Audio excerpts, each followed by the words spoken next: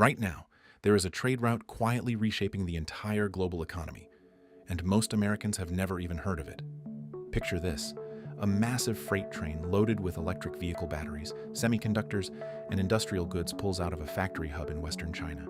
It rolls through the vast steppes of Kazakhstan, unloads at a Caspian Sea port, crosses the world's largest landlocked body of water by ship, reloads onto a train in Azerbaijan, passes through the Republic of Georgia, and eventually reaches the docks of Istanbul and the markets of Europe. All in under 15 days. No Russia, no Iran, no Suez Canal, no Houthi rockets. This is the Middle Corridor, and in 2026, it is no longer just a backup plan. It is becoming the spine of 21st century Eurasian trade. For thousands of years, the original Silk Road was humanity's greatest trade highway, a sprawling network of caravan paths that connected China to Rome, moving silk, spices, and ideas across the ancient world. The Mongol Empire fully unlocked its potential in the 13th century, turning Central Asia into the crossroads of civilization. Then, history moved on. Sea routes took over, the old overland paths faded into desert sand and memory. Fast forward to 2013. China launched the Belt and Road Initiative, a modern $1 trillion effort to rebuild those ancient trade connections with steel rails, highways, and deep sea ports. For nearly a decade, the primary overland route ran through Russia. It was fast, it was cheap, and it worked. That route, known as the Northern Corridor, carried the overwhelming majority of China-Europe rail freight. Then, in February 2022, everything changed. Russia's invasion of Ukraine didn't just shatter a regional peace, it blew up a trade network. Overnight, shipping through Russia became a legal minefield. The European Union unleashed wave after wave of sanctions on Moscow. Western companies pulled out. Insurance companies refused to cover cargo moving through Russian territory. Suddenly, the Northern Corridor, which had been carrying the bulk of Chinese goods heading to European markets, became radioactive. Before 2022, a measly 2 to 3% of overland containerized freight between China and Europe moved through the Middle Corridor. It was an afterthought, but the war changed the math completely. Within a single year, freight volume on the Middle Corridor more than doubled. The route that had spent decades sitting on the bench was suddenly the starter. So what exactly is the Middle Corridor? Officially known as the Trans-Caspian International Transport Route, or TITR, it stretches roughly 6,500 miles, connecting industrial powerhouses in China's Xinjiang region westward through Kazakhstan, across the Caspian Sea by vessel, through Azerbaijan and Georgia, and onward through Turkey to Europe. The whole journey takes somewhere between 12 and 18 days, faster than shipping by sea, which takes 35 to 45 days. And critically, it doesn't touch Russian or Iranian soil. The numbers tell the story better than anything. In 2020, the Middle Corridor moved about 800,000 tons of cargo. By 2024, that number had exploded to 4.5 million tons, a six-fold increase in just 4 years. Container shipments alone grew by 170% in 2024. And in the China to Europe direction specifically, container traffic jumped 27 times compared to the year before. Kazakhstan's government has set a target of 5.2 million tons for 2025, with ambitions to hit 10 million tons per year by 2027. But Russia's war wasn't the only crisis feeding the Middle Corridor's rise. Starting in late 2023, a group of Houthi militants in Yemen began launching drone and missile attacks on commercial ships passing through the Red Sea, the critical gateway to the Suez Canal. The numbers are staggering. Container ship traffic through the Suez Canal collapsed by 90% in 2024. The canal's share of global maritime trade fell from 12% of all world shipping down to below 9%. Freight rates between Shanghai and Rotterdam surged more than 80%. One consultant estimated that goods worth roughly $1 trillion were disrupted by Red Sea attacks between October 2023 and May 2024 alone. Shipping companies were forced to reroute their vessels around the bottom of Africa, adding 10 to 14 extra days to every journey and burning hundreds of thousands of gallons of additional fuel per trip. Businesses relying on just-in-time delivery saw their supply chains seize up. And as sea routes became unreliable and expensive, the overland middle corridor started looking a whole lot more attractive. As recently as March 2026, data showed that demand for container transportation along the middle corridor had risen by 450 to 500% in a single week compared to the same period last year. That is not gradual growth. That is a tidal wave. The world's major powers have noticed.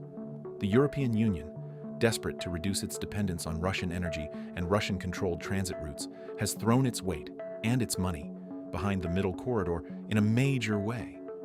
The EU committed 12 billion euros, roughly $14 billion, to Central Asia through its Global Gateway Infrastructure Strategy, following its first-ever EU Central Asia Summit in April 2025. Combined with earlier commitments, European and international institutions have funneled a total of about 22 billion euros into sustainable connectivity in Central Asia, with the middle corridor as the centerpiece. A $50 million digital fiber optic cable is being laid along the floor of the Caspian Sea, connecting Kazakhstan and Azerbaijan with cutting-edge communications infrastructure. In October 2025, the railway operators of Azerbaijan, Georgia, and Kazakhstan agreed on a unified long-term freight tariff across the entire corridor, a hugely significant step that makes pricing predictable for shippers. And a joint venture called Middle Corridor Multimodal Limited, formed by the three countries' national railways, scored a major win in August 2025 when China Railway Container Transport, a division of China's State Railway Group, signed on as a partner. China itself is now invested in making this route work. The corridor even made it to the world stage in February 2026, when the middle corridor was featured at the Munich Security Conference, one of the most prestigious geopolitical gatherings on the planet, with its own dedicated side event for the very first time. Former OSCE Secretary General Helga Maria Schmid underscored the route's rising importance for Europe's security architecture and economic resilience. The message from Munich was unmistakable. The middle corridor is no longer a logistics story.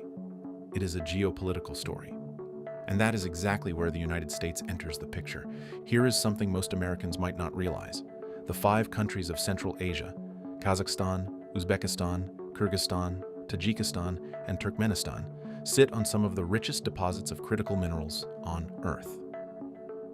We're talking about the rare earth elements that go into every iPhone, every electric vehicle battery, every fighter jet, every semiconductor. Right now, China controls the processing and refining of the vast majority of those materials globally. That is not a trade problem. That is a national security problem. China has already demonstrated its willingness to use that leverage as a weapon. In late 2024, Beijing tightened export restrictions on rare earths, causing production delays and factory shutdowns at automotive manufacturers across Europe and the United States. The message was clear. If you depend on us for these materials, we can turn off the tap. The Trump administration has pushed back hard. In February 2026, the State Department convened a critical minerals ministerial event with more than 50 nations, from South Korea to Germany to the Democratic Republic of Congo, to build what amounts to a supply chain alliance to break China's chokehold.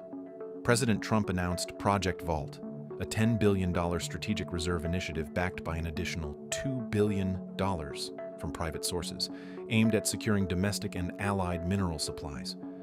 The middle corridor is central to all of this. If the United States wants to access Central Asia's critical minerals without routing them through Russia or China, the middle corridor is essentially the only viable overland path. The Atlantic Council, one of Washington's most respected foreign policy think tanks, has been explicit. Washington and its European partners see the middle corridor as the key to unlocking Central Asian resources while simultaneously cutting Russia out of its transit leverage. New branch routes are opening up along the corridor almost every few months. In October 2025, a brand new multimodal freight route launched from Kashgar in China's Xinjiang region, threading through Kyrgyzstan and Uzbekistan into Turkmenistan, before crossing the Caspian to Azerbaijan, adding yet another entry point into the network. In 2025 alone, the 5 Central Asian nations participated as a unified bloc in high-level diplomatic meetings with the EU, the United States, China, and Russia, signaling that the region is no longer just a passive transit zone, but an active geopolitical player. Meanwhile, Azerbaijan and Georgia have emerged as the critical bridge countries, the irreplaceable links connecting the landlocked Central Asian steppe to the Black Sea coast and the markets of Europe. The Baku-Tbilisi-Kars railway line has become the corridor's most vital artery. Without it, the whole system stalls. Now, the middle corridor is not without its problems. Let us be honest about the challenges. The Caspian Sea is physically shrinking. Water levels are dropping, which means ports are dealing with shallower waters that limit how large a vessel can dock. Port infrastructure on both the Kazakh and Azerbaijani sides of the Caspian needs serious modernization to handle dramatically higher cargo volumes. Multiple border crossings across different countries, different rail gauges, and different regulatory systems create friction and delay. Researchers at the World Bank have estimated that the corridor still needs approximately $18.5 billion in priority investments to reach its full commercial potential. The tariff costs, while falling, dropping from $4,500 per container in 2020 down to as low as $2,500 to $3,250 in 2024, still higher than the old northern route through Russia was at its peak. And the multimodal nature of the journey, where cargo must be transferred from train to ship to train, adds time and handling costs that pure rail routes avoid. There is also a geopolitical complication that Washington should pay close attention to. China is simultaneously investing in the middle corridor's infrastructure while also being one of its biggest users. Georgia's new deep-sea port at Anaklia, a crucial piece of the western end of the corridor, is being built by a Chinese company. Every improvement in the corridor's capacity also helps China move its own manufactured goods more efficiently into European markets. The strategic logic cuts both ways. But here is the thing: the trajectory is unmistakable. The Boston Consulting Group projects that transit volumes through the middle corridor will triple or even quadruple over the current decade compared to 2021 levels. The EU has already committed billions. China's state railway is now a formal joint venture partner. The Munich Security Conference has placed it on the agenda of global statesmen, and the United States is only beginning to understand what is at stake. For most of American history, Central Asia was a distant, irrelevant backwater, the place between Russia and China that nobody could name on a map. That era is over. The 5 countries of Central Asia and the South Caucasus are sitting on the most valuable real estate in 21st century geopolitics, the only viable trade corridor connecting Europe and Asia without going through either Moscow or Tehran. The ancient Silk Road wasn't just a trade route, it was a power structure. Whoever controlled it, controlled the world's economy. The middle corridor is that power structure reborn. The question for Americans in 2026 is not whether this route matters. It clearly does. The question is whether Washington is moving fast enough to ensure that when the new Silk Road is fully built, the United States and its allies are the ones who benefit, not just China and not just Russia's rivals. Think about how different the world looks if the middle corridor succeeds. American and European companies would have a reliable overland route to source critical minerals from Central Asia, without funding China's supply chain monopoly or Russia's war chest. Countries like Kazakhstan and Azerbaijan would have real economic alternatives to being dominated by their giant neighbors. Europe would have the supply chain resilience it desperately needs after years of energy dependency on Moscow. And all of it runs through a corridor that, just a few years ago, barely registered on the global logistics map. The ancient Silk Road shaped history for 15 centuries. The middle corridor is just getting started, and 2026 might be the year the world finally catches on. If this story opened your eyes to a side of global trade that most of the media is ignoring, drop a comment below and tell us what surprised you most. Do you think the United States is doing enough to compete here? Or are we falling behind? Hit the like button. If this video gave you something to think about, share it with someone who pays attention to the news. Because this is a story that's about to get a lot bigger.